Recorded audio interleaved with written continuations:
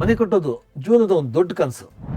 ಆದರೆ ಈ ಪ್ರೋಸೆಸ್ಸಲ್ಲಿ ತುಂಬ ಜನ ಕನ್ಫ್ಯೂಷನ್ಗೊಳಗಾಗ್ತಾರೆ. ಅದಕ್ಕೆ ಒಂದು ಮುಖ್ಯವಾದ ಕಾರಣಗಳಿದೆ. ಏನು?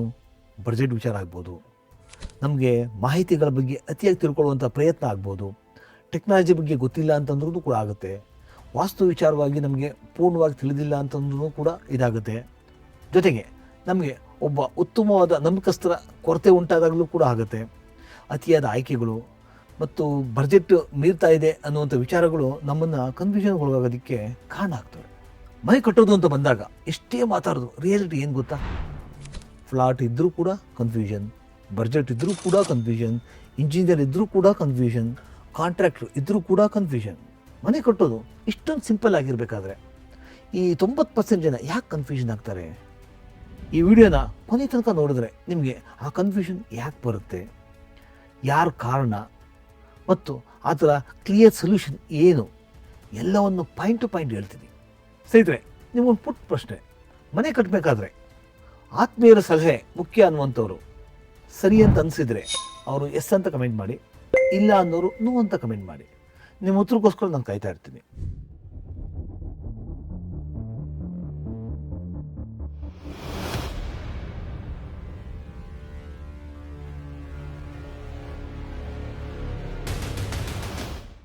ನಮಸ್ಕಾರ ಸ್ನೇಹಿತರೆ, ನಾನು ನಿಮ್ಮ ವನಾಚೇತನ್, ಸಿವಿಲ್ ಇಂಜಿನಿಯರ್. ಕಮಲಾಸ್ ಯೂಟ್ಯೂಬ್ ಚಾನಲ್ಗೆ ಸ್ವಾಗತ. ಕನ್ಫ್ಯೂಷನ್ ಯಾಕೆ ಬರುತ್ತೆ? ಮೊದಲನೇದಾಗಿ ಟೂ ಮನಿ ಒಪಿನಿಯನ್. ಮನೆ ಕಟ್ಟೋಕೆ ಮೊದಲು ಒಬ್ಬರಲ್ಲ 10 ಜನ ಸಲಹೆ ಕೊಡ್ತಾರೆ.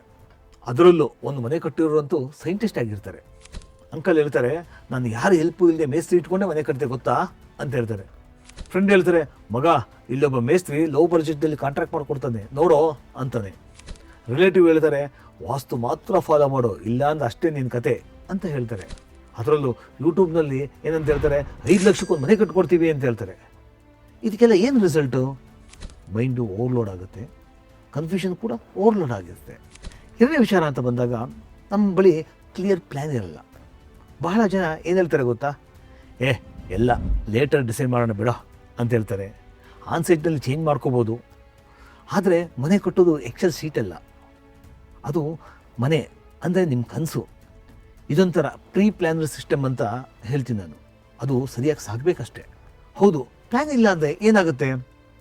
ಬಡ್ಜೆಟ್ ಸ್ವಿಂಗ್ ಆಗುತ್ತೆ, ವರ್ಕ್ ಡಿಲೇ ಆಗುತ್ತೆ, ಕ್ವಾಲಿಟಿನಲ್ಲಿ ನಾವು ಕಾಂಪ್ರಮೈಸ್ ಮಾಡ್ಕೋಬೇಕಾಗುತ್ತೆ. ಈ ಎಲ್ಲ ಸರಿ ಇಲ್ಲ ಅಂತಂದರೆ ನೆಮ್ಮದಿ ಅಂತೂ ಖಂಡಿತ ಏರುಪೇರಾಗುತ್ತೆ. ಮುಂದಿನ ಪಾಯಿಂಟು ಬಡ್ಜೆಟ್ ರಿಯಾಲಿಟಿ ಬಗ್ಗೆ ಗೊತ್ತಿಲ್ಲದೆ ಇರೋದು. ಬಡ್ಜೆಟ್ ಕನ್ಫ್ಯೂಷನ್ ಅನ್ನೋದು ಬಿಗ್ಗೆಸ್ಟ್ ಕಿಲ್ಲರ್. ಯಾಕೆ ಗೊತ್ತಾ? ನಾವು 40 ಲಕ್ಷಕ್ಕೆ ಯೋಚನೆ ಮಾಡ್ತೀವಿ ಮನೆ ಕಟ್ಟೋದಕ್ಕೆ. ವರ್ಕ್ ಸ್ಟಾರ್ಟ್ ಆದಮೇಲೆ ಅದು 55 ಲಕ್ಷ ಆಗುತ್ತೆ. ನಂತರ ಅದು ಮುಗಿಯೋಷ್ಟೊಳಗಡೆ 65 ಲಕ್ಷ ಆಗಿರುತ್ತೆ. ಕಾರಣ ಏನು ಅಂದರೆ ನಮ್ಮ ಆಸೆಗಳು, ಲಿಮಿಟ್ ಕಂಟ್ರೋಲ್ ಇಲ್ಲದಿರುವಂಥದ್ದು. ಅದಕ್ಕೆ ಕೆಲವರಿಗೆ ರೇಟ್ ನಾಲೆಡ್ಜ್ ಇರೋದಿಲ್ಲ, ಸ್ಪೆಸಿಫಿಕೇಷನ್ ಬಗ್ಗೆ ಕ್ಲಾರಿಟಿ ಇರಲ್ಲ, ಫ್ಯೂಚರ್ ಕಾಸ್ಟ್ ಬಗ್ಗೆ ಪ್ಲ್ಯಾನಿಂಗ್ ಅಂತೂ ಖಂಡಿತ ಇರಲ್ಲ.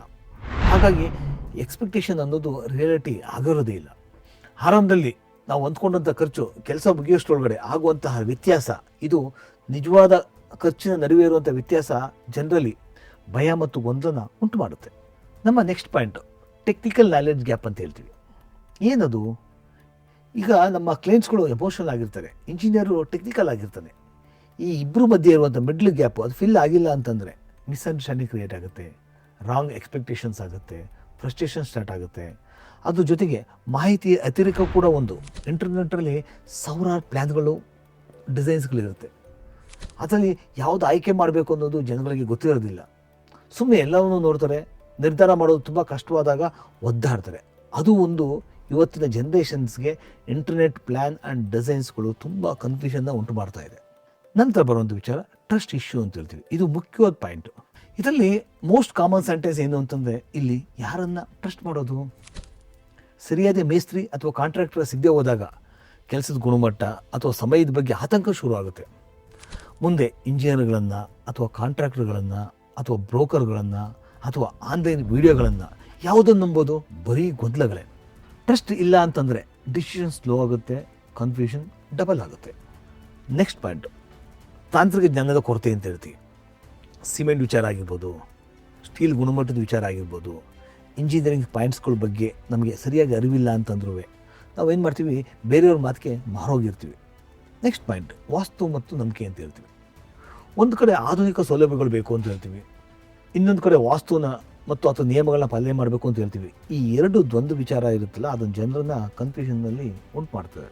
ನಾವು ಕನ್ಫ್ಯೂಷನ್ ಮಾಡ್ಕೊಳ್ಳೋದ್ರಿಂದ ಏನಾಗುತ್ತೆ? ಮೊದಲನೇದಾಗಿ ರಾಂಗ್ ಡಿಸಿಷನ್ ಶುರು ಆಗುತ್ತೆ. ನಂತರ ಚೀಪ್ ಮೆಟೀರಿಯಲ್ನ ಆಯ್ಕೆ ಮಾಡ್ತೀವಿ. ಜೊತೆಗೆ ಲೋ ಕೋಡ್ ಟ್ರ್ಯಾಪ್ಗೆ ಖಂಡಿತ ಬೀಳ್ತೀವಿ. ಫ್ರೀಕ್ವೆಂಟಾಗಿ ಡಿಸೈನ್ ಚೇಂಜ್ ಮಾಡ್ತಾ ಇರ್ತೀವಿ. ಅದರಿಂದ ಡೆಮಾಲಿಷನ್ ಜಾಸ್ತಿ ಆಗುತ್ತೆ ಮತ್ತು ಎಕ್ಸ್ಟ್ರಾ ಕಾಸ್ಟು ತುಂಬ ಜಾಸ್ತಿ ಆಗುತ್ತೆ. ಸ್ಟ್ರೆಸ್ ಉಂಟಾಗುತ್ತೆ ಮತ್ತು ಫ್ಯಾಮಿಲಿ ಪ್ರೆಷರ್ ಶುರುವಾಗುತ್ತೆ. ಗಂಡ ಹೆಂಡತಿ ನಡುವೆ ಮನಸ್ತಾಪಗಳು ಶುರುವಾಗಿರುತ್ತೆ ಮತ್ತು ಪೇರೆಂಟ್ಸ್ ಜೊತೆ ಆಗಲಿ ಮಕ್ಕಳ ಜೊತೆಯಾಗಲಿ ಅಸಮಾಧಾನಗಳು ಜಾಸ್ತಿ ಉಂಟಾಗ್ತಾನೇ ಹೋಗುತ್ತೆ. ಈ ಡ್ರೀಮ್ ಹೋಮ್ ಅಂತ ಏನು ಹೇಳ್ತೀವಿ, ಅದು ಹೋಗ್ಬಿಟ್ಟು ಹೆಡ್ಡೇಕ್ ಹೋಮ್ ಆಗಿ ಕೂತ್ಕೊಂಡಿರುತ್ತೆ. ಮನೆಗೆ ಮನೆ ನಿಲ್ಲುತ್ತೆ, ಆದರೆ ನಮ್ಮ ಮನಸ್ಸು ನಿಲ್ಲೋದಿಲ್ಲ. ಇದಕ್ಕೆ ಏನು ಸೊಲ್ಯೂಷನ್ನು? ಇಲ್ಲಿ ಒನ್ ಡಿಸಿಷನ್ ಲೀಡರ್ ಅಂತ ಹೇಳ್ತೀವಿ. ಅಂದರೆ ಒಬ್ಬ ಡಿಸಿಷನ್ ಮೇಕರ್ ಇರಬೇಕು.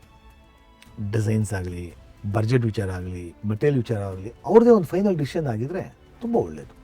10 ಜನ ಡಿಸೈಡ್ ಮಾಡುವಂಥ ಮನೆ ಯಾವಾಗಲೂ ಡೈರೆಕ್ಷನ್ ಇಲ್ಲದಿರುವಂಥ ಪ್ರಾಜೆಕ್ಟ್ ಆಗಿರುತ್ತೆ. ಇಂಜಿನಿಯರ್ ಫಸ್ಟು ಅಥವಾ ಕಾಂಟ್ರಾಕ್ಟ್ ನೆಕ್ಸ್ಟು ಆ ಥರ ಏನಿಲ್ಲ.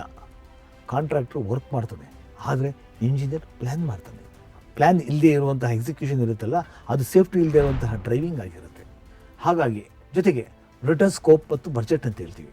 ಎವ್ರಿಥಿಂಗ್ ಅದು ಪೇಪರ್ನಲ್ಲೇ ಇರಬೇಕು. ಅದು ಡ್ರಾಯಿಂಗ್ ಆಗಿರಲಿ, ಸ್ಪೆಸಿಫಿಕೇಷನ್ ವಿಚಾರ ಆಗಿರಲಿ, ಪೇಮೆಂಟ್ ಸ್ಟೇಜಸ್ ಆಗಿರಲಿ ಮತ್ತು ಟೈಮ್ ಲೈನ್ ಆಗಿರಲಿ, ಪೇಪರ್ನಲ್ಲಿ ಕ್ಲಾರಿಟಿ ಇದ್ದರೆ ಯಾವಾಗಲೂ ಮೆಂಟಲಿ ಕೂಡ ನಾವು ಕ್ಲಾರಿಟಿಯಾಗಿ ಉಳ್ಕೊಂಡಿರ್ತೀವಿ. ನೆಕ್ಸ್ಟ್ ಪಾಯಿಂಟಲ್ಲಿ ಫೇಸ್ ವೈಸ್ ಕನ್ಸ್ಟ್ರಕ್ಷನ್ ಅಂತ ಹೇಳ್ತೀವಿ. ಮನೆ ನಿರ್ಮಾಣ ಅನ್ನೋದು once in a life time ಅನ್ನುವಂಥ ಪ್ರೆಸರ್ ಬೇಡವೇ ಬೇಡ.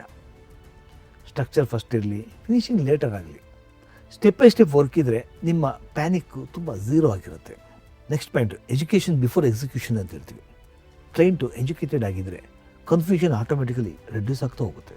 ಸ್ನೇಹಿತರೆ, ಕಡೆದಾಗ ಒಂದು ಮಾತು, ಕನ್ಫ್ಯೂಷನಲ್ಲಿರುವಂಥವ್ರು ಕಡೆಯಲ್ಲಿ ಯಾವಾಗಲೂ ಗುಡ್ ಒನ್ ಪಿಕ್ ಮಾಡೋಂಥ ಉದಾಹರಣೆಗಳು ಇಲ್ಲವೇ ಇಲ್ಲ. ಟೆನ್ಷನ್ ಜಾಸ್ತಿ ಆದಾಗ ಎನಿ ಒನ್ ಪಿಕ್ ಅಂತಲೇ ಆಗೋದು. ಮನೆ ಕಟ್ಟೋದು ಕನ್ಫ್ಯೂಷನ್ ಆಗಲೇಬೇಕು ಅನ್ನೋಂಥ ರೂಲ್ ಎಲ್ಲಿದೆ? ಅದು ಇಲ್ಲವೇ ಇಲ್ಲ. ಕನ್ಫ್ಯೂಷನ್ ಬರೋದು ಯಾವಾಗಲೂ ರೈಟ್ ಗೈಡೆನ್ಸ್ ಇಲ್ಲದೆ ಹೋದಾಗ, ಮೋರ್ ಪೀಪಲ್ ಗೈಡೆನ್ಸ್ ನಮಗೆ ಅದು ಜಾಸ್ತಿ ಅಂತ ಆದಾಗ ನಮಗೆ ಏನಾಗುತ್ತೆ, ಈ ಎರಡರಿಂದನೇ ನಮಗೆ ಕನ್ಫ್ಯೂಷನ್ಸು ತುಂಬ ಜಾಸ್ತಿ ಆಗುತ್ತೆ. ಕೆಲವೊಂದು ಮಾತುಗಳನ್ನ ನೆನ್ಪಿಟ್ಕೊಳ್ಳಿ. ಲೋ ಕೋಟ್ ಯಾವಾಗಲೂ ಅದು ಡೇಂಜರಸ್ ಆಗಿರುತ್ತೆ. ಕ್ಲಿಯರ್ ಪ್ಲ್ಯಾನು ಪವರ್ಫುಲ್ ಆಗಿರುತ್ತೆ. ರೈಟ್ ಇಂಜಿನಿಯರ್ಸ್ ಪ್ರೈಸ್ಲೆಸ್ ಆಗಿರ್ತಾರೆ. ಸ್ನೇಹಿತರೆ, ಮನೆ ಕಟ್ಟೋದಕ್ಕೆ ಯಾಕೆ ಜನ ಕನ್ಫ್ಯೂಷನ್ ಆಗ್ತಾರೆ? ಇದ್ರ ಬಗ್ಗೆ ಒಂದು ಸಂಪೂರ್ಣ ವಿವರಣೆ ನಿಮ್ಗೆ ತಲುಪಿದೆ ಅಂತ ಅಂದ್ಕೊಳ್ತೀನಿ. ಒಮ್ಮೆ ರೈಟ್ ಗೈಡೆನ್ಸ್ ಇಲ್ಲದೆ ಹೋದಾಗ ಮತ್ತು ಮೋರ್ ಪೀಪಲ್ ಗೈಡೆನ್ಸ್ ಜಾಸ್ತಿ ಆದಾಗ ಮಾತ್ರ ಕನ್ಫ್ಯೂಷನ್ ನಿಮ್ಮ ಸಂಗಾತಿ ಆಗುತ್ತೆ ಮತ್ತು ಕನಸುಗಳು ಕಾಡುತ್ತೆ. ನಿಮಗೆ ಆತ್ಮೀಯರ ಸಲಹೆ ಇರಲಿ, ಅವರು ನಂಬಿ ನೆಮ್ಮದಿ ನಿಮ್ಮದಾಗಿರುತ್ತೆ. ಸ್ನೇಹಿತರೆ, ನಾನು ಕಳೆದ ವಿಡಿಯೋದಲ್ಲಿ ವುಡ್ ಬಗ್ಗೆ ಒಂದು ವಿಡಿಯೋ ಮಾಡಿದ್ದೆ. ಅದರಲ್ಲಿ ಮನೆಗೆ ಬೇಕಾಗಿರುವಂತಹ ಮರಗಳ ಬಗ್ಗೆ ಉತ್ತಮವಾದ ಮಾಹಿತಿ ಇದೆ. ಅದರ ಲಿಂಕನ್ನು ಡಿಸ್ಕ್ರಿಪ್ಷನ್ ಕೊಟ್ಟಿದ್ದೀನಿ, ನೋಡಿ ಸಪೋರ್ಟ್ ಮಾಡಿ. ಈ ವಿಡಿಯೋ ನಿಮಗೆ ಉಪಯುಕ್ತ ಅಂತ ಅನಿಸಿದ್ರೆ ಲೈಕ್ ಮಾಡಿ, ಶೇರ್ ಮಾಡಿ. ನಿಮ್ಮ ಮನೆ ಕನಸನ್ನು ಕನ್ಫ್ಯೂಷನ್ ಇಲ್ಲದೆ ರಿಯಾಲಿಟಿ ಮಾಡೋಕ್ಕೆ ಕಮಲಾಸ್ ಯೂಟ್ಯೂಬ್ ಚಾನಲ್ ಜೊತೆ ಸಬ್ಸ್ಕ್ರೈಬ್ ಮಾಡಿ. ಅನಿಸಿಕೆಗಳನ್ನ ಕಮೆಂಟ್ ಮಾಡೋದು ಖಂಡಿತ ಮರಿಬೇಡಿ. ನಾನು ನಿಮ್ಮ ವನಾಚೇತನ್. ಮತ್ತೊಂದು ಉತ್ತಮವಾದ ಮಾಹಿತಿಯೊಂದಿಗೆ ಮುಂದಿನ ವಿಡಿಯೋದಲ್ಲಿ ಮತ್ತೆ ಸಿಗೋಣ. ಅಲ್ಲಿವರೆಗೂ ಎಲ್ಲರಿಗೂ ಧನ್ಯವಾದಗಳು.